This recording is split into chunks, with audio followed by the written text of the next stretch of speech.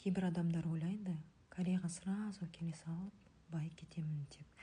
Бірақ олай емес. Кореяда жұмыс іздеп табу да өте қиын. Жұмысқа шығатын болсаңыз, таңғы сағат 6-дан кешкі сағат 6-ға дейін істейсіз. Жалақы 150 мың вондай. Ол дегеніміз 50 мың теңге күнделікті. Жұмыста тамақтандырмайды.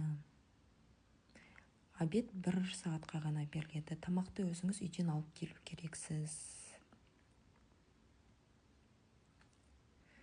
Морально, физически шаршайсыз жұмыста.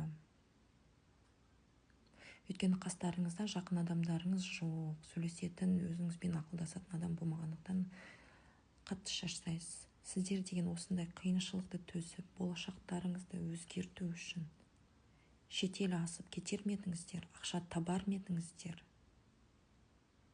Кореяға келер медіңіздер, осындай жалақы табу үшін.